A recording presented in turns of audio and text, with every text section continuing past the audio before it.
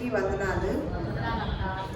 చక్కని చల్లని వాతావరణంలో దేవుడు మనకి ఈరోజు గొప్ప పాఠాన్ని నేర్పడానికి, గొప్ప విషయాలు, మనకి తెలియని విషయాలు తెలుసుకోవడానికి దేవుడిచ్చిన అవకాశాన్ని బట్టి దేవునికి స్తోత్రం కలుగుగాక. బయట మనం వార్తలు చూస్తున్నప్పుడు అసలు రకరకాలైన వార్తలు ఎలా ఉందంటే అసలు చాలా దారుణంగా ఉన్నాయి అన్నమాట. ఒకళ్ళకొకళ్ళు చంపుకోవడం ఒక చోట అయితే, పిల్లల మీద అత్యాచారం చేసేది ఒక చోట, అలాగే పిల్లల్ని చంపటం ఒక చోట, వాటికి కాదు అన్నట్టుగా వివాహేతర సంబంధాలు. అసలు ప్రపంచమంతా కూడా చాలా పరిస్థితులన్నీ కూడా ఆందోళనగానే ఉంటున్నాయి అన్నమాట.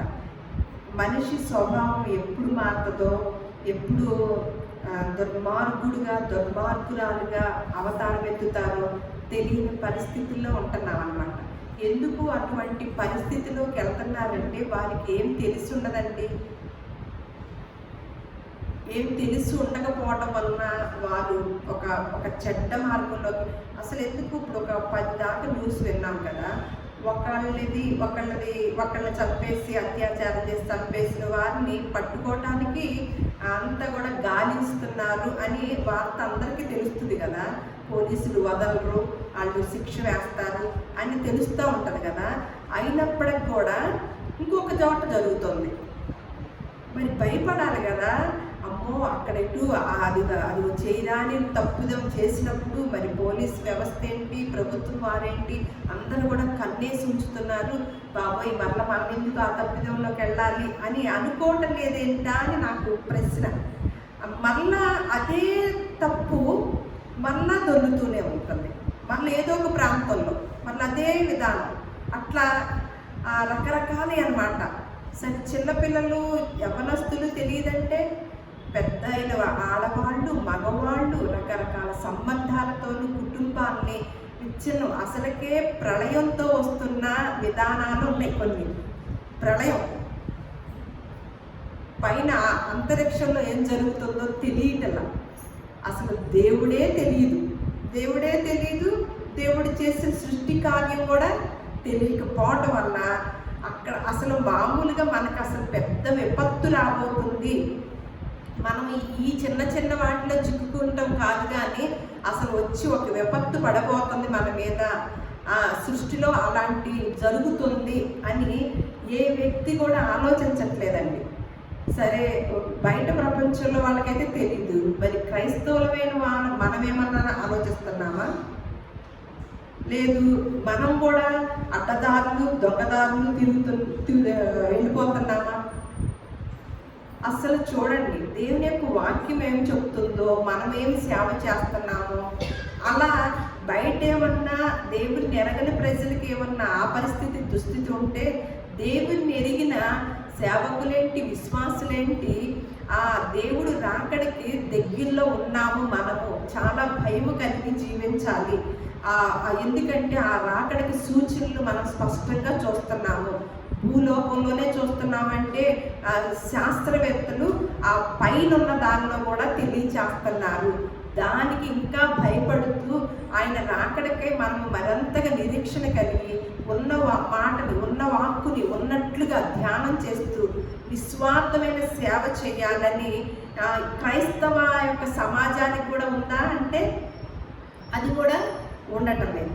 ఎందుకంటే సత్యము తెలిసిన వారు కదా, జ్ఞానం తెలిసిన వారు ఎలా ఉండాలంటే జ్ఞానవంతులుగానే ఉండాలి కదా. అంటే వారికి ఏమి ఉండదంటారు, ఏమి ఉండదంటారు వారికి కూడా. ఒకసారి ఎఫెసీయులకు రాసిన పత్రిక తీయండి, చూద్దాము.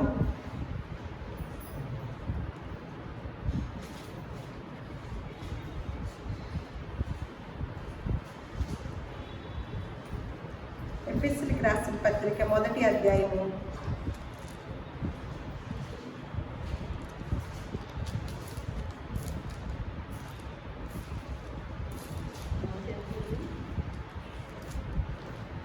17వ వచనం నేను చదువుతున్నాను. మరియు మీ మనోనేత్రములు వెలిగింపబడినందున ఆయన మిమ్మును పిలిచిన పిలుపు వలనైన నిరీక్షణ ఎట్టిదో, పరిశుద్ధులలో ఆయన స్వాస్థ్యము యొక్క మహిమైశ్వర్యం ఎట్టిదో, ఆయన క్రీస్తునందు వినియోగపరిచిన బలాతిశయమును బట్టి విశ్వసించు మన ఎడల ఆయన చూపుచున్న తన శక్తి యొక్క అపరిమితమైన మహత్యం ఎట్టిదో మీరు తెలుసుకొనవలనని మన ప్రభువైన యేసుక్రీస్తు యొక్క దేవుడైన మహిమా స్వరూపయగు తండ్రి తన్ను తెలుసుకొనుట యందు మీరు జ్ఞానమును ప్రత్యక్షత మనసు అనుగ్రహించినట్లు నేను నా ప్రార్థనల యందు మిమ్మల్ని గురించి విజ్ఞాపన చేస్తున్నాను. ఎవరు చేస్తున్నారు విజ్ఞాపన? ఎవరు చేస్తున్నారంటే ఎవరు? ఆయన ప్రార్థనలు ఎవరంటే మన కొరకు ప్రార్థన చేస్తుంది పౌలు గారు. అర్థమైంది? దాన్ని కూడా అనుమానం చెబుతాడు. ఎఫెసీ సంఘానికి రాస్తూ పౌలు గారు అన్నమాట. ఆ యొక్క ఏమంటున్నారు, మరియు మీ మనోనేత్రములు వెలిగింపబడినందున. ఎప్పుడు వెలిగించబడతాయి అంటే మన మనోనేత్రములు ఎప్పుడు వెలిగించబడాలి? వెలిగించబడి ఉంటాయి. ఎప్పుడు వెలిగించబడి ఉంటాయి అంటారు మరి ఇంకొక చోట చూస్తాం, కొరింథీయులకు రాసిన పత్రికలో మన మనోనేత్రములకి ఏం చేసిందంట? గుడ్డితనం కలగజేసిందంట. ఎవరు? అపవాది కదా. అంటే మనకి మనోనేత్రం ఉందన్నమాట. అంటే ఈ నేత్రాలా ఇంకొక నేత్రమా? ఆ నేత్రంతో ఏం చూడగలుగుతారు? ఈ నేత్రంతో దేని చూస్తారు? లోపల చూస్తారు. మనోనేత్రంతో ఏం చూస్తారు? దేవుణ్ణే చూస్తారు. మనోనేత్రంతో ఈ యుగ సంబంధమైన దేవత మన మనోనేత్రానికి గుడ్డితనం అంటే చూస్తున్నామా? గుడ్డితనాన్ని కలగజేస్తుంది. ఇప్పుడు ఏమంటున్నారు ఇక్కడ పౌలు గారు, మరియు మీ మనోనేత్రములు వెలిగింపబడినందున అంటే వెలిగింపబడ్డాయి. ఎప్పుడు? యేసుక్రీస్తు వారిని మన రక్షకుడుగా సొంత రక్షకుడుగా అంగీకరించబడినప్పుడు మనం ఒకప్పుడు ఎక్కడున్నాము? చీకటిలో ఉన్నవారు. ఆయన ఆశ్చర్యకరమైన వెలుగులోనికి మనల్ని పిలుచుకున్నాడు అన్నమాట. అంటే మన మనోనేత్రాలకి ఒకప్పుడు ఏముంది? చీకటి ఉంది, గుడ్డితనం ఉంది. దాన్ని వెలిగించుకున్నప్పుడు ఇది ఏమి వెతకాలి? ఏమి చూడాలి? వేటిని చూడాలి? వేటిని వెతకాలి? ఎవరిని వెతకాలి? ఎవరిని వెతుకుతున్నాము? వేటిని చూస్తున్నాము? మరి మన మనోనేత్రాలు వెలిగించబడ్డాయి అన్నాడు కదా. వెలిగించబడినందునని మనకేం కలగాలని అంట? మీరు తెలుసుకోవాలని ఆయన తన శక్తి యొక్క అంటే దేవుని యొక్క శక్తి యొక్క అపరిమితమైన మహత్యం ఎట్టిదో మీరు తెలుసుకోవాలని మన ప్రభువైన యేసుక్రీస్తు యొక్క దేవుడైన మహిమా స్వరూపి తండ్రి తను తెలుసుకున్నట్టు యందు మీకు జ్ఞానమును ప్రత్యక్షతయు మనస్సు అనుగ్రహింపబడినట్లు ఏం చేస్తున్నాడు? మనకేం కావాలనంట? మనకి జ్ఞానమును ఇంకా ప్రత్యక్షత కలిగిన మనస్సు కావాలని ఏం చేస్తున్నాడంట? ఆయన ప్రార్థన యందు మనల్ని జ్ఞాపకం. సరే, మన మనోనేత్రాలు ఉన్నప్పుడు మనం దేన్ని చూడాలి? దేన్ని చూడాలి? వెలుగును చూడాలి. వెలుగు ఎక్కడుంది? దేవుడు ఎక్కడున్నాడు? దేవుడు ఎక్కడుంటాడు? కొలస్సీయులకు రాసిన పత్రిక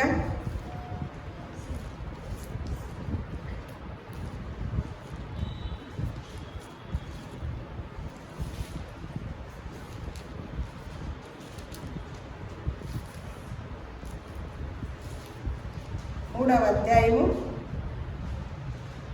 మనము మనోనేత్రాలు ఎప్పుడు వెలిగించబడ్డాయంట?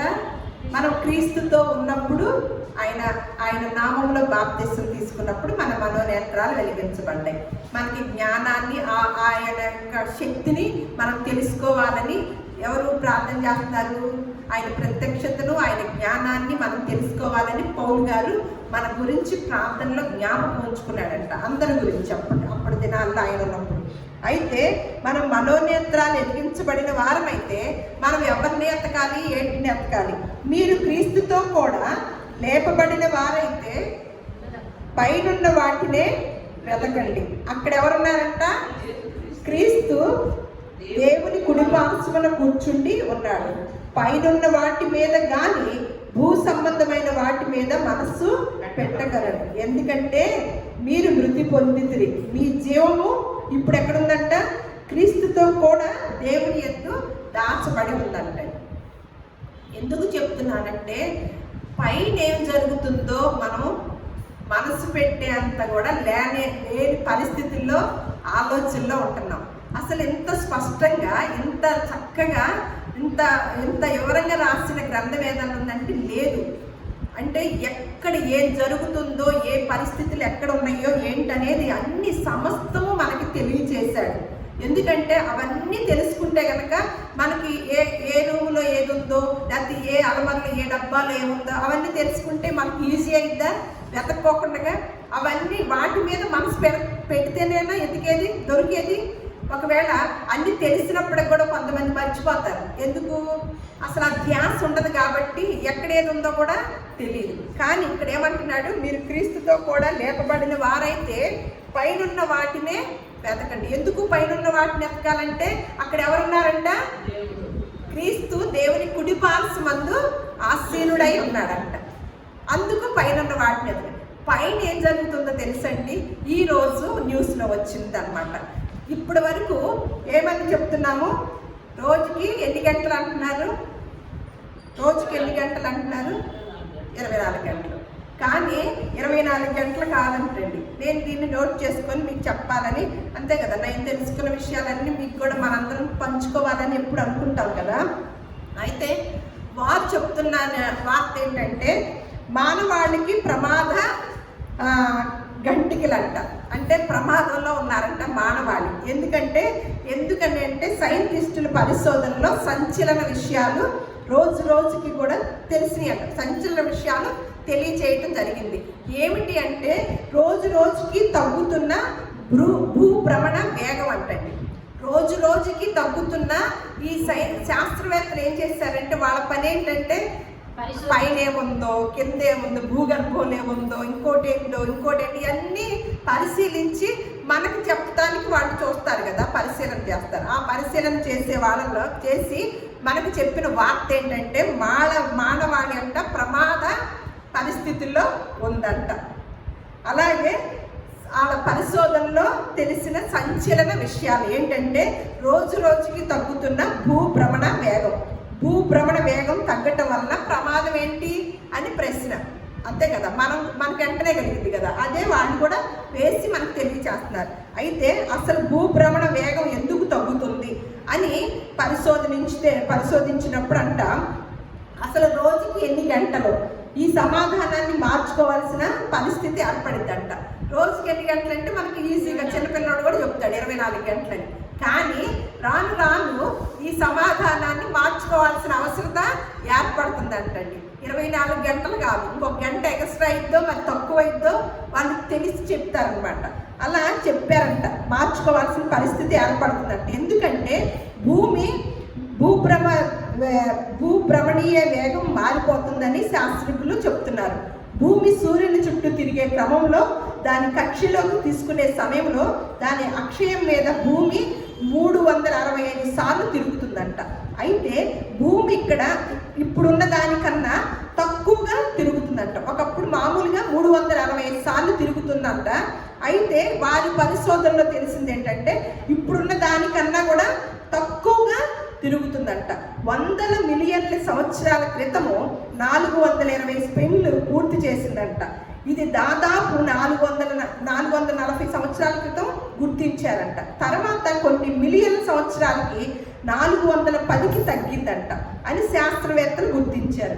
వివిధ పనుల వలన ఎందుకు ఇవన్నీ జరుగుతుందంటే తగ్గుతూ వస్తుంది. ఎందుకంటే ఇక్కడ చెప్తున్నారు వివిధ పనుల వలన ఉత్పత్తి అవుతున్న గ్రీన్ హౌస్ వాయువులకు, అలాగే పర్యావరణ వలన తొలగించవలసిన వాయువులకు మధ్య సమతుల్యం సాధించటం ఇప్పుడు దేశాలన్నిటికీ ముందున్న సమస్య అంటారు. అంటే ఈ పరిస్థితులు పైన ఈ ఖగోళంలో ఇటువంటి పరిస్థితులు జరగటానికి ఏంటని కారణాలు వెతుక్కుంటారు కదా. వెతుక్కునే సమయంలో ఏంటంటే పర్యావరణ వలన తొలగించవలసిన వాయువులకి మధ్య సమతుల్యం సాధించడం. ఎందుకంటే వివిధ పనుల వల్ల ఉత్పత్తి అవుతున్న గ్రీన్ హౌస్ వాయువులను, అలాగే పర్యావరణ వలన తొలగించవలసిన వాయువులను, ఈ రెండింటికి మధ్య సమతుల్యం సాధించడం ఇప్పుడున్న దేశాలన్నిటికీ కూడా కష్ట సమయంగా ఉందంట. అయితే వీటన్నిటికీ కూడా ముందున్న సాధించడం ఇప్పుడు దేశాలన్నిటికీ ముందున్న సమస్య అంట. అలాగే ఆ దిశగా అత్యవసర చర్యలు తలపెట్టాలన్న ఐపీసీసీ వారు ఎదురు చూస్తున్నారు. అవును, అన్నిటికీ మూలాధారమైన భూమి ఇప్పుడు అసలు చివరిగా తేల్చి చెప్పిందంటే ఇప్పుడు అన్నిటికీ మూలాధారమైన భూమి డేంజర్లో ఉందంట. ఇప్పుడు భూమి డేంజర్లో ఉందంట అని చెప్తూ కొన్నాళ్లుగా భూకేంద్ర మండలం వేగం నెమ్మదించిందంట. భూకేంద్రం మాత్రం స్వతంత్రంగా తిరుగుతున్నట్టుగా గమనించారంట. భూకేంద్ర మండలం అనేది అత్యంత వేడి ప్రదేశం అంటండి. ఆ అంతర్భాగంలో 5180 కిలోమీటర్ల లోయలో ఐరన్, నికిల్ లాంటి ఖనిజాలు నిండి ఉంటాయి అంటండి. తర్వాత భూ అంతర్గత నమూనాలను పరిశీలించడం కూడా అసాధ్యమంట. భూమి ఉపరితలం నుంచి లోపలికి వెళ్ళే కొద్దీ ఉష్ణోగ్రత పెరుగుతుందని చెప్పారంట. ఇప్పుడు ఒక ఆందోళన ఏర్పడింది. ఏంటంటే భూమి తిరగటం ఆగిపోతే మనుషుల జీవితాలు కూడా చాలా మారిపోతాయి అంట. ఒకవేళ ఈ తిరిగే విధానంలో 6 నెలలు చీకట్లో ఉంటామంటండి. ఈ విధానం తగ్గుతూ వస్తుంది కదా, ఈ పైన మార్పులు చేర్పులు చెబుతున్నారండి. మనం ఏమంటున్నారా, ఆ మార్పుల్లో ఏమవుతుందంటండి, ఇలాంటిది కనుక జరుగుతూ వస్తే 6 నెలలు చీకటిలో గడపటం, అలాగే మరొక వైపు ఏమన్నా ఎండ వేడిమితో అల్లాడటం, అనేక సమస్యలు తలెత్తుతాయి అంటండి. మనకేం కావాలి? వాటితో పని లేదు కదా. ఎవరిని కొట్టేద్దామా, ఎవరిని చంపుదామా, ఎప్పుడు పగ తీర్చుకుందామా, లేకపోతే ఇంకొకటి ఏం చేద్దామా, ఏమి మోసం చేద్దామా, ఎవరిని బజార్ని వేద్దామా, ఇవన్నీ కదా మనం న్యూస్లో కూడా చూస్తుంది.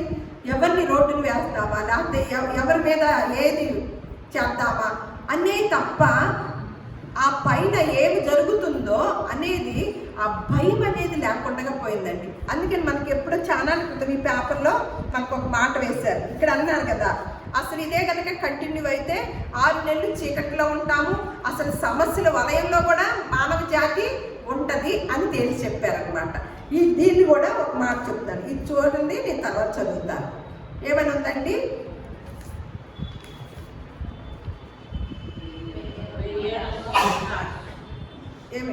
వెయ్యాలలో ఏంటది? భూమి మటాస్. మరి ఇంటి మటాస్ అంటే అదే ఇక్కడ ఉన్నది కదా. భూమి వెయ్యాలలో భూమి మటాస్ అంట. భూ అయస్కాంత క్షేత్రం క్రమేణా బలహీనం అవుతుందంట. అలాగే సౌర పవనాల ధాటికి మానవాళి అంతం అవుతుందంట. మరో 1000 ఏళ్లలో మనది అంగారకుడి పరిస్థితి అంట. మనం భూగోళంపై నిశ్చితంగా నివసిస్తున్నామంటే దానికి కారణం భూ అయస్కాంత క్షేత్రం. సూర్యుడి నుంచి ప్రచండంగా వెలువడే అత్యంత శక్తివంతమైన రేణువులు మనల్ని తాకకుండా ఈ అయస్కాంతం ఆవరణం కాపాడుతుందంటండి. అసలు ఎన్ని లెక్కలు ఉంటాయోనండి వీటిని గురించి ఆలోచిస్తే. అంటే దర్జాగా కూర్చుంటున్నామంటే ఇక్కడ దేని వల్ల అంట? భూ అయస్కాంత క్షేత్రం వల్ల మనం కాపాడబడుతున్నాం కదా. అలాగే ఎందుకంటే అది ఈ రేణువుల్ని తాకకుండా ఈ అయస్కాంతం అంట ఆవరణం కాపాడుతుందంట. ఇప్పుడు ఈ అయస్కాంత క్షేత్రానికే కాపాడేదానికి ఏమొచ్చిందంట? ముప్పు పడింది. అనేక కారణాల రీత్యా ఇది బలహీన పడిపోతున్నట్లు శాస్త్రవేత్తలు ప్రకటించారు. ఒకవేళ ఈ అయస్కాంత క్షేత్రం గనక మాయమైతే మన పని పోయిందా అన్నారనమాట. ఇంకా చాలా విషయాలు ఉన్నాయి, మనకి ఇది నేను ఇప్పుడు చదవటానికి కుదరదులే. అయితే నేను పొద్దున వింటున్నంతసేపు కూడా ఒక మాట చూశారనమాట. భూమిని కేంద్రముగా వాళ్ళు చెప్తున్నారు. భూమిని కేంద్రంగా ఈ విషయాలన్నీ బైబిల్ గ్రంథంలో ఎందుకు చదివాను, ఈ విషయాలు ఎందుకు తీసుకొచ్చానంటే మనం బయట ప్రపంచంలోకి వెళ్ళి చర్చిల్లోకి వెళ్తే ఇవన్నీ కనపడవు. ఇలాంటివి వినపడవు. ఎందుకంటే మనకేం కావాలి? కింద ఉన్నవే కావాలి, పైన ఉన్నవి అవసరం లేదు. కానీ దేవుడు కిందతో పాటు కింద ఉన్నతో వాటితో పాటు తన బిడ్డలకి పైన ఉన్న వాటిని కూడా తెలుసుకోవాలి అని క్షుణ్ణంగా రాయించాడనమాట. ఒక్కసారి యోబు గ్రంథం తీయండి. భూమిని కేంద్రంగా అంటున్నాడు అనమాట అని వాళ్ళు చెప్పారు. నేను ఇందాక కూడా చదివాను కదా, భూకేంద్ర మండలం అనేది అత్యంత వేడి ప్రదేశము అని, భూకేంద్రం మాత్రము స్వతంత్రంగా తిరుగుతుందని వారు చెప్పారు, వారి అధ్యాయంలో చెప్పారనమాట. అంటే భూకేంద్రం అంటే దీనంతటికి కేంద్రమే స్థానం ఏంటండి? ఎక్కడుంది కేంద్ర స్థానము? ఏది కేంద్ర స్థానం అండి? మిగతా ఈ సృష్టిలో ఉన్న వాటన్నిటికీ కేంద్ర స్థానం ఏదండి? ఏమని చెప్తున్నారు వారు? భూమి అని చెప్తున్నారు కదా. యోబు గ్రంథం ఒకసారి తీయండి. యోబు గ్రంథము 38వ అధ్యాయము. ఇక్కడ యోబు భక్తుడు చెప్తున్నాడు అనమాట. అయితే ఒక మాటను తీసుకొచ్చి ఒక మాట చదివాక మనకి మధ్యలో మనం కావాల్సిన దానిలోకి వెళ్దాము. దేవుడు యోబుతో మాట్లాడుతున్నాడు అనమాట. ఏమనంటే 30వ అధ్యాయం 4వ వచనం, నేను భూమికి పునాదులు వేసినప్పుడు నీవు ఎక్కడ ఉంటివి? నీకు వివేకం కలిగి ఉన్న ఎడల చెప్పుము, నీకు తెలిసి ఉన్న ఎడల దానికి పరిమాణమును నియమించిన వాడెవడో చెప్పుము అని చెప్పి ఈ అధ్యాయం అంతా కూడా చాలా ఖగోళ శాస్త్రం గురించి ఎక్కువ ఉంటుందండి. అలాగే 28వ వచనంలో వర్షములకు తండ్రి ఉన్నాడా? మంచు బిందువులను పుట్టించువాడెవడు? మంచు గడ్డ ఎవరి గర్భంలో నుండి వచ్చును? ఇదంతా ఎవరు వేస్తున్నారు ప్రశ్నలు? దేవుడు మాట్లాడుతున్నాడు అనమాట, యోబుతో మాట్లాడుతున్నాడు. అయితే ఏమంటున్నాడు? ఆకాశం నుండి దిగు మంచును ఎవడు పుట్టించును? జలముల రాతి వలె. ఎందుకంటే తనకు వచ్చిన బాధలో, తన పరిస్థితిలో కొంచెం డిస్టర్బెన్స్ అయ్యాడనమాట. అయినప్పుడు తన పరిస్థితి వైపు కాదు కానీ తనకి గొప్ప విషయాలు చెప్తూ మాట్లాడుతున్నాడు. మీది ఎలా ఉందా? అసలు భూమి ఎలా పుట్టింది? అసలు ఎలా వచ్చింది? మంచు ఎలా తయారైంది? ఈ మంచుకు తండ్రి ఎవరు? వర్షానికి తండ్రి ఎవరు? దాన్ని ఎవరు కలగ చేశారు అని చక్కగా ఏ విషయాలను జ్ఞాపకం చేస్తున్నాడండి? భూ సంబంధమైన విషయాలను జ్ఞాపకం చేయట్లా, పర సంబంధంగా సృష్టిని మన కోసం తయారు చేసిన సృష్టి కార్యక్రమాన్ని తెలియచేస్తున్నాడు అనమాట. అలాగే జలములు రాతి వలె గడ్డకట్టును, అగాధ జలముల ముఖము గట్టిపరచబడును. కృత్తిక నక్షత్రములను నువ్వు బంధింపగలవా? మృగశీర్షిక కట్లను విప్పగలవా? వాటి కాలములో నక్షత్ర రాశులు వచ్చినట్లు చేయగలవా? సప్తర్షి నక్షత్రములు వాటి ఉపనక్షత్రములను నీవు నడిపింపగలవా అంటూ ఇప్పుడు మన శాస్త్రవేత్తలు చెప్తున్నారు కదా. ఆకాశ మండలపు కట్టడలను నీవెరుగుదువా? ఆకాశ మండలపు కట్టడలను నీవెరగవా? అసలు తెలుసా? దానికి కేంద్ర స్థానం ఏదో నీకు తెలుసా? ఆకాశ కట్టడాలకి మనకి కేంద్రం ఎవరు? మనకి ఎవరు కేంద్ర స్థానము? మనందరికీ, మన రాష్ట్రాలకి ఎవరమ్మా? మనకి కేంద్రం ఎవరు? ఎక్కడుంది కేంద్రం? అది కూడా తెలియట్లా. ఏం చదువు చెప్తున్నారు కాలేజీలో, స్కూళ్ళలో? మనకేమంటాము? మన కేంద్ర మంత్రులు ఎక్కడ ఉంటారండి? ఢిల్లీలోనే కదా, మనది అదే కదా, అక్కడ అంటారు కదా. ఇప్పుడు ఆకాశ మండలపు కట్టడల కంట నువ్వు ఎరుగుదువా అని దానికి దేన్ని కేంద్రంగా పెట్టాడంట? ఆకాశ కట్టడాలకి భూమిని, దానికి భూమి మీద గల ప్రభుత్వమును నువ్వు స్థాపింపగలవా? అంటే మన ఆకాశ కట్టడాలకి ప్రభుత్వం ఎక్కడ జరుగుతుంది? ఇప్పుడు మన ప్రభుత్వాన్ని నడిపించేదంతా ఎవరండి? అది కూడా అర్థం అవుదా? ప్రధానమంత్రి గారి దగ్గర నుంచి వస్తూ ఉంటాయి కదా. రాష్ట్రంలో ఉన్నది వేరు, అక్కడ దేశంలో ఉన్నది వేరు కదా. ఇప్పుడు ఇక్కడ ఆకాశ కట్టడాలన్నిటికీ సంబంధించిన ప్రభుత్వం ఎక్కడ జరిగింది? భూమి మీద, భూమిని కేంద్రంగా చేశాడనమాట. ఇది ఎవరు చెప్తున్నారు? శాస్త్రజ్ఞులు చెప్తున్నారు. ఇది ఎప్పుడు రాసి ఉంచారు? క్రీస్తుకు పూర్వం రాసిన విషయం కదా. మరి మనకు తెలుసుకున్నామా? మనకి ఎక్కడేం జరుగుతుంది, ఏం తెలిసింది? మిగతా వాటిలో ప్రావీణ్యత ఉంటుంది కదా, వీటిల్లో ఉండదు. అలా చెప్తూ మళ్ళీ ఇంకొక మాట కూడా మళ్ళా 28వ అధ్యాయము మళ్ళీ ఏమంటున్నాడంటే ఇక్కడ భూ అంతర్భాగంలో 5150 కిలోమీటర్ల లోయల్లో ఏమేమి ఉన్నాయంటండి? ఐరన్, నికిల్ లాంటి ఖనిజాలతో నిండి ఉందంటండి. ఒకసారి యోబు గ్రంథం 28వ అధ్యాయము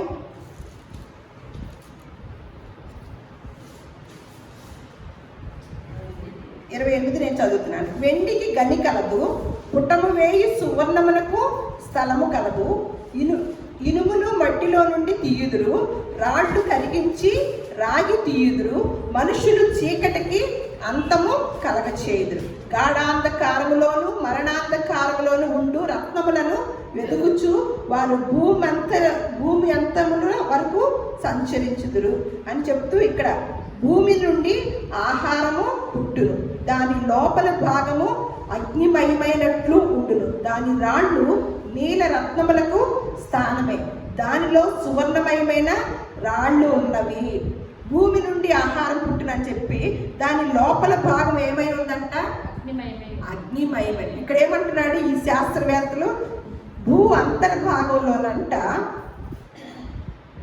భూకేంద్ర మండలం అనేది అత్యంత లోతులో అయితే అత్యంత వేడి ప్రదేశం అంట. దానిలో నుంచి ఐరన్, నికిల్ లాంటి ఖనిజాలు వస్తాయంట.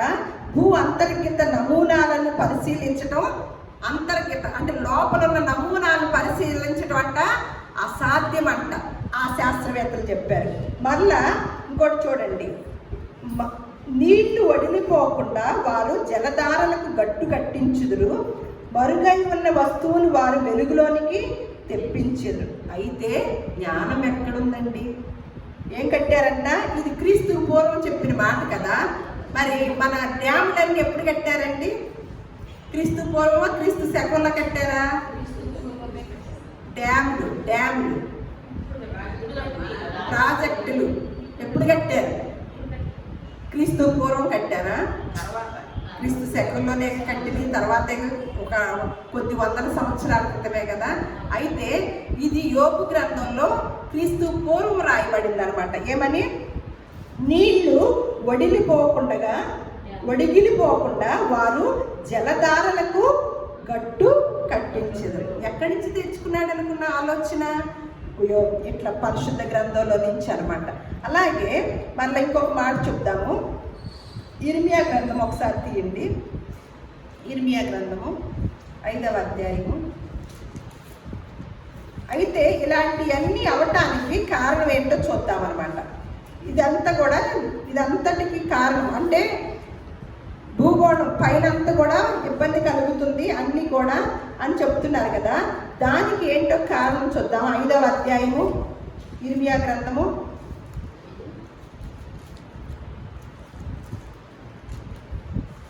18వ వచనం నుంచి చూద్దాము. ఒక నిమిషం ఉండండి, 10 నుంచి చూద్దాము.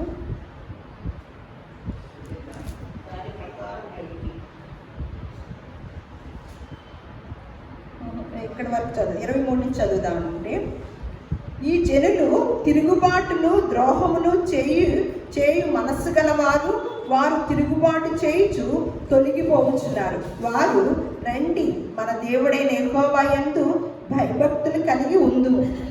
ఆయనే తొలకరి వర్షమును కడవరి వర్షమును దాని కాలమున కురిపించువాడు కదా. నిర్ణయింపబడిన కోతకాలపు వారములను ఆయన మనకు రప్పించునని తన మనసులో అనుకొనరంట అని మీ దోషము వలన మీ దోషములు వాటి క్రమమును తప్పించు. మీకు మేలు కలుగుకుండుటకు మీ పాపమునే మన ఏమిటంటే అండి, ఏం జరుగుతుందంటే ఇదంతా క్రమాన్ని ఎవరు తప్పిస్తున్నారంట?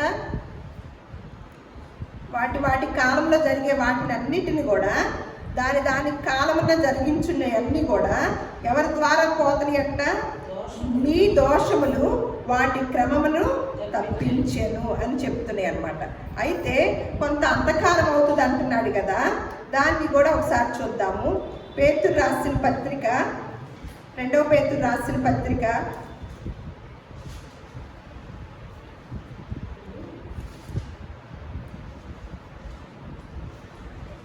3వ అధ్యాయము 10వ వచనం నుంచి 13వ వచనం నేను చదువుతాను. అయితే ప్రభు దినము దొంగ వచ్చినట్లు వచ్చును. ఆ దినమున ఆకాశములు మహాధ్వనితో గతించిపోను, పంచభూతములు మిక్కటమైన వేండ్రముతో లయమైపోవును, భూమియు దాని మీదనున్న కృత్యములను కాలిపోవును. ఇవన్నీ ఇట్లు లయమైపోవునని గనుక ఆకాశములు రౌలుకొని లయమైపోవునట్టు, పంచభూతములు మహావేంద్రముతో కరిగిపోవునట్టు దేవుని దినపు రాకడ కొరకు కనిపెట్టుచు దానిని ఆశతో ఆపేక్షించుచు మీరు పరిశుద్ధమైన ప్రవర్తనతోనూ భక్తితోనూ ఎంతో జాగ్రత్త గలవారై ఉండవలెను. అయినను మనం ఆయన వాగ్దానం బట్టి క్రొత్త ఆకాశం కొరకును క్రొత్త భూమి కొరకును కనిపెట్టుచున్నాము, వాటి యందు నీతి నివసించిన. అంటే ఇది ముందు జాగ్రత్త చెప్తున్నాడు అనమాట. యేసు ప్రభు వారి రాకడ దినం వచ్చే టైంలో ఎలా ఉంటుందంటండి, ఇక్కడ చూడండి.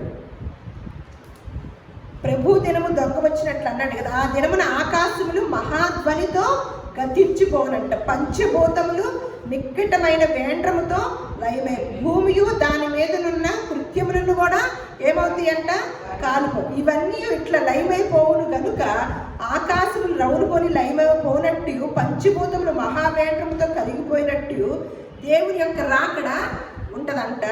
అందుకని మనం ఏమై ఉండాలంట, క్రైస్తవులమైన మనము ప్రపంచంలో ఉన్న జనాభా ఏమై ఉండమని జాగ్రత్త చెప్తున్నాడు. మీరు పరిశుద్ధమైన ప్రవర్తనతోనూ భక్తితోనూ ఎంతో జాగ్రత్త గలవారై ఉండవలెను. మరి మనం నిజంగా వీటి కోసం జాగ్రత్త పడుతున్నామా? మళ్ళీ ఆమోస్ గ్రంథం తీయండి. వీటి కోసం జాగ్రత్త పడుతున్నామా? నిజమే, వీటి కోసమే అమ్మో ఇలా జరుగుతుంది కదా అని ఎదురు చూస్తున్నామా? చూడండి, ఆమోస్ గ్రంథము 5వ అధ్యాయము 18-19. యెహోవా దినము రావాలని ఆశ పెట్టుకొని ఉన్న వారులారా, మనందరం ఏం ప్రార్థన చేస్తాము? కొంతమంది మనసారా చేయండి అవి కూడా, ఎందుకంటే భూలోకాన్ని వదిలి వెళ్ళలేము కదా. మన మనసంతా దేని మీద ఉంటుంది? భూ సంబంధమైన మీద ఉండి పైన ఏం మాట్లాడతారంటే, కొంత అమ్మో దేవుడు రాకడ తొందరగా వస్తే బాగుండమ్మా, మేము వెళ్ళిపోవాలి, దేవుడు రాకడ వస్తే బాగుండమ్మా, తొందరగా వెళ్ళిపోతాం, దేవుని సన్నిధానంలో చక్కగా కూర్చుంటాము అని అనుకుంటాం అన్నమాట. అయితే యెహోవా దినము రావాలని ఆశ పెట్టుకొని ఉన్న వారులారా, మీకు శ్రమ, యెహోవా దినము వచ్చుట వలన మీకు ప్రయోజనమేమి? చూడండి, ఎవరమైతే ఎదురు చూస్తున్నామో అది ఎవరు ఎదురు చూడాలంటే మనం అంత సిద్ధంగా ఉన్నవారే ఎదురు చూడాలన్నమాట. పర్ఫెక్ట్గా ఉన్నవారే ఎదురు చూడాలి. ఎందుకంటే పైన ఏం జరుగుతుంది, ఇప్పటికే శాస్త్రవేత్తలు చెబుతున్నారు, చాలా చాలా పరిణామాలు జరుగుతున్నాయి, భయంగా ఉంది, మానవాళికి మనుగడకు కూడా ఇబ్బందికరంగా ఉంటుంది అని అక్కడ అప్పుడప్పుడు ఒక్కొక్క బాంబు పేరుస్తున్నారు కదా. మరి మన తండ్రి మన దేవుడు చెప్పిన జాగ్రత్తల్లో మనం కనుక ఇలా ఆశపెట్టి కనుక ఉంటే, మనం కరెక్ట్గా లేకపోతే కనుకంట మనకి శ్రమ అంట. యెహోవా దినము వచ్చుట వల్ల మీకు ప్రయోజనమేమి? అది వెలుగు కాదు. అది ఏంటంట? వెలుగు కాదు, అంధకారం అంట. అది వెలుగు కాదండి. ఇప్పుడు మనం ఇప్పుడు ఎలా వచ్చాము? చీకటిలో ఉన్న మనం ఇప్పుడు దేనిలోకి వచ్చాము? వెలుగులోకి వచ్చాము. వెలుగులో నుంచి వచ్చిన వారు మళ్ళీ వెలుగులోనికి వెళ్ళడానికి ప్రయత్నం చేయాలా? చీకటిలోకి వెళ్ళేటట్లుగా ఉంటుందా? వెలుగులోకి వెళ్ళేటట్లే ఉండాలి కదా. మనము ఏమంటున్నాడు అక్కడ, మీరు కనుక ఎదురు చూస్తున్నారా, అది వెలుగు కాదు, అంధకారం. ఒకటి సింహము నద్ద నుండి తప్పించుకొనగా ఎలుగుబంటి ఎదురైనట్లు వాడి ఇంటిలోనికి పోయి గోన మీద చెయ్యి వేయగా పాము దాన్ని కరిచినట్లు ఆ దినం ఉండునంట. యెహోవా దినము నిజముగా వెలుగై ఉండదంట. జాగ్రత్త అని చెప్తున్నారన్నమాట. ఆ వెలుగులోకి ఎవరు వెళతామో అసలు నిజమే ఆ దినం అంట వెలుగుగా ఉండదంట. ఈ శాస్త్రవేత్తలు ఏం చెబుతున్నారు? ఈ పరిమాణంలో, ఈ భ్రమణం, ఈ పరిమాణంలో చిన్న చిన్న తేడాలు వస్తున్నాయి. కాబట్టి ఒకవేళ దీన్నే ఇదే కనుక కొనసాగుతూ ఉంటే 6 నెలలు ఎందులో ఉంటామంట? చీకట్లో ఉంటామంట. దాంతోనే అదొక్కటే చెప్పట్లా, మళ్ళీ అన్ని విషయాలకు కూడా ఇబ్బంది అవుతుందని వారి పరిశోధనలో మనకు తెలియజేస్తూ ఉన్నారు. కానీ ఈ మాటలన్నీ, ఈ జాగ్రత్తలన్నీ ఎన్ని సంవత్సరాల క్రితం తెలియజేశాడంటే దేవుడు? క్రీస్తు శకంలో తెలియజేస్తాడు, అలాగే క్రీస్తు శకంలోను క్రీస్తు పూర్వంలోను ఎన్నో తెలియజేస్తూ వచ్చాడు కదా. మళ్ళీ ఒకసారి ఇది ఎవరు తెలుసుకున్నారండి? ఇలాంటివన్నీ కూడా మన పూర్వీకులు తెలుసుకున్నారు. సామెతలు 2:1-6 చూద్దాము. సామెతలు 2:1-6లో ఏం చేస్తున్నారంటే జ్ఞాని గురించి. ప్రసంగి 2:4-14 కూడా చూశాక మనం దాంట్లోకి వెళ్దాము. జ్ఞానికి కన్నులు తలలో ఉన్నవి, బుద్ధిహీనుడు చీకటి యందు నడుచుచున్నాడంట. మనం ఇందాక ఏం మాట మాట్లాడుకున్నామండి? మన మనోనేత్రాలు ఎదిగించబడితే కనుక ఎక్కడ ఎదుగుతామంట? పైన ఉన్నవాడు. ఈ జ్ఞాని అయిన వాడు మనోనేత్రం ఎవరికి ఉంటుందండి? జ్ఞానం కలిగిన వారికైనా అందరికీ ఉంటుందా? ఉన్న 2 నేత్రాలతో చూసేది ఎక్కువ మంది, కానీ మనోనేత్రంతో చూసేది కొంతమందే కదా. ఆ మనోనేత్రంతో చూస్తే ఏం కనపడతాయి? భూ సంబంధమైన విషయాలు కనపడతాయా? పర సంబంధమైన విషయాలు కనపడతాయి అంటున్నారా? పర సంబంధమే. మరి అందుకని జ్ఞానికి కళ్ళు ఎక్కడ ఉన్నాయంట? మనం ఏమంటామంటే అమ్మ కళ్ళు నెత్తికెక్కినాయి అంటాం, కానీ నిజమే అది. కళ్ళు నెత్తిలోనే ఉండాలి. ఎందుకంటే వాక్యం ప్రకారం కళ్ళు నెత్తిలో ఉంటేనే, నెత్తిని మీద ఉంటేనే ఏం చూస్తాము? పైన వాటిని చూస్తాం.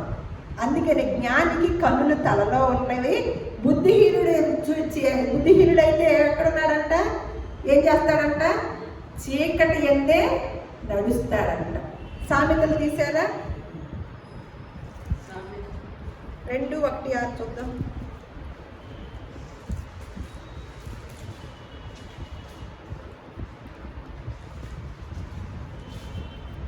నా కుమారుడా, నీవు నా మాటలు అంగీకరించి నా ఆజ్ఞలను నీ యొద్ద దాచుకొని ఎడల, జ్ఞానమునకు నీవు చెవియొగ్గి హృదయపూర్వకంగా వివేచనను అభ్యసించిన ఎడల, తెలివికై మొరపెట్టిన ఎడల, వివేచనకై మనవి చేసిన ఎడల, వెండిని వెతికినట్లు దాన్ని వెతికిన ఎడల, దాచబడిన ధనమును వెతికినట్లు దాన్ని వెతికిన ఎడల, యెహోవా యందు భయభక్తులు కలిగి ఉండుట ఎట్టిదో నీవు గ్రహించెదవు.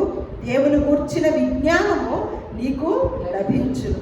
యెహోవాయే జ్ఞానమిచ్చువాడు, తెలివియు వివేచనయు ఆయన నోట నుండి వచ్చును. ఏమంటున్నాడు ఇక్కడ? మనకి ఎందుకు వస్తున్నాయండి ఇవన్నీ? ఎందుకు తెలుస్తున్నాయి? మనం ఏమైనా పరిశోధనలు చేశామా? ఏమంటున్నాడు ఇక్కడ? ఇవన్నీ ఎలా వెతికితేనంట, ఈ పరిశుద్ధ గ్రంథాన్ని పరిశీలించి కనుక వెతికితే, ఎలా వెతకాలి? మనకి ఏదైనా ధనం పోయింది అనుకోండి, బంగారం కోసం ఎలా ఎదుగుతాము? బంగారం ముద్ద పోయింది, ఒక ముద్ద, ఏదో నిర్లక్ష్యంగా ఎదుగుతామా? శ్రద్ధగా వెతుకుతామా? దొరికేదాకా ఎదుగుతామా? అలా వెతకాలంట పరిశుద్ధ గ్రంథాల్లో ఉన్న వాక్కులు. అలా వెతికితేనంట ఏమంటున్నాడు? ఎంత గొప్పగా రాశారో చూడండి. అందుకనే నా కుమారుడా, నీవు నా మాటలు అంగీకరించి నా ఆజ్ఞలను నీ యొద్ద దాచుకొని ఎడల, జ్ఞానమునకు నీ చెవియొగ్గి హృదయపూర్వకముగా వివేచన అభ్యసించిన ఎడల, తెలివికై మొరపెట్టిన ఎడల, వివేచనకై మనవి చేసిన ఎడల, అలా చేస్తూ వెండిని వెతికినట్లు దాన్ని వెతికిన ఎడల, దాచబడిన ధనము వెతికినట్లు దాన్ని వెతికిన ఎడల, యెహోవా యందు భయభక్తులు కలిగి ఉండుట ఎట్టిదో నీవు గ్రహించెదవు. దేవుని గుర్చిన విజ్ఞానము నీకు.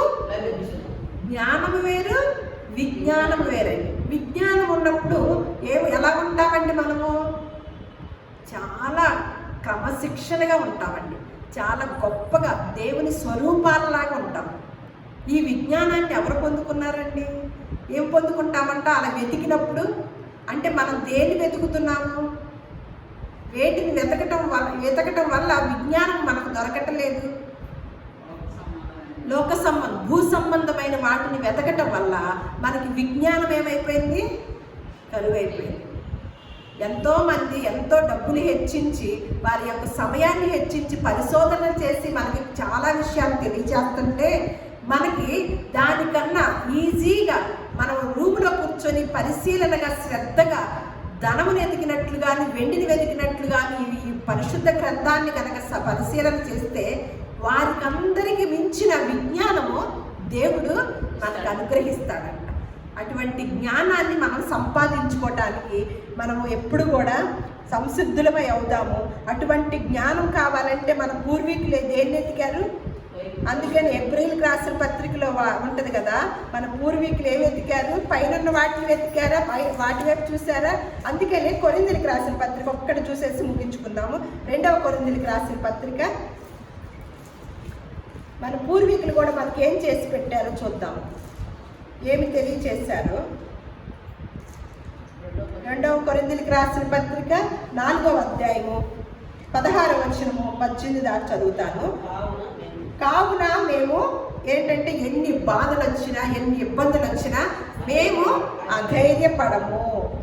మా బాహ్య పురుషుడు కృషించినను ఆంతర్య పురుషుడు దినదినము నూతన పరచబడుచున్నాడు. మేము దృశ్యమైన వాటిని చూడక అదృశ్యమైన వాటిని నిదానించి చూచుచున్నాము కనుక క్షణమాత్రము ఉంటూ మా చులకన శ్రమ మా కొరకు అంతకంతకు ఎక్కువగా నిత్యమైన మహిమ భారమును కలగజేయుచున్నది. ఎందుకంటే దృశ్యమైనవి అనిత్యములు, అదృశ్యమైనవి నిత్యములు.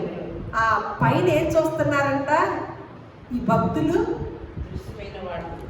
అదృశ్యమైన వాటిని చూస్తే అవి ఏంటంట? అదృశ్యమైనవి ఏంటంట? నిత్యములంట. దృశ్యమైనవి అనిత్యములు. అంటే మనకు అందుకని ఇక్కడ కొలసీలకు రాస్తూ పౌలు గారు ఆ పౌలు గారు ఏం చెప్తున్నారు? మీరు క్రీస్తుతో కూడా లేపబడిన వారైతే ఏటిని వెతకమంటున్నాడు? పైన ఉన్నవాడు.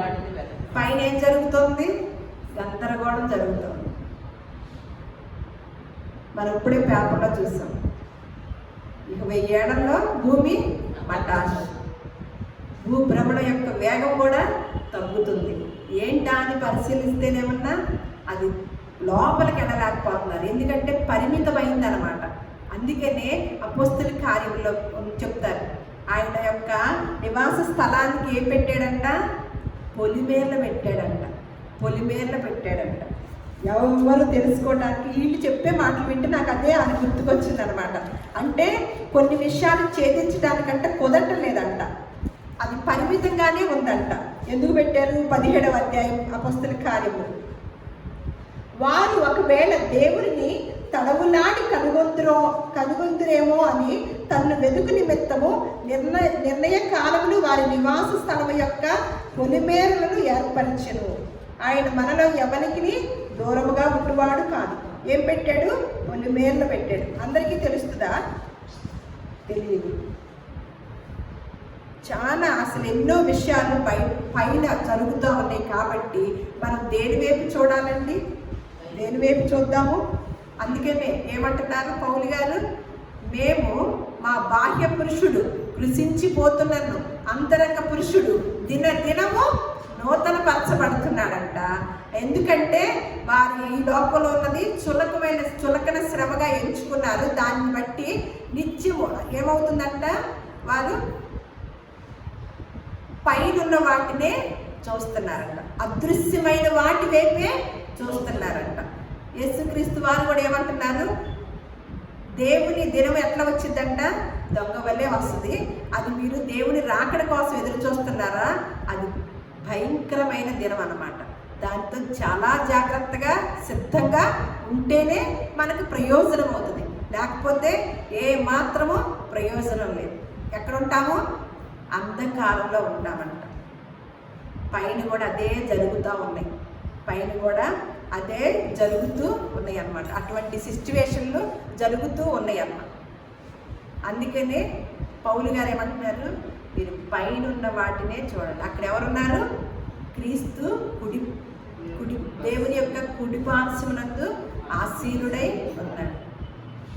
పైన వాటిని కనుక మనం చూస్తే భూ సంబంధమైన విషయాల మీద మనసు పెట్టము. దేవుడు అటువంటి ఆధిక్యతను, పైన వాటిని చూసే ఆధిక్యతను మనందరికీ కూడా దేవుడు అనుగ్రహించునుగాక. దేవుడు మిమ్మల్ని అందరినీ కూడా దీవించునుగాక.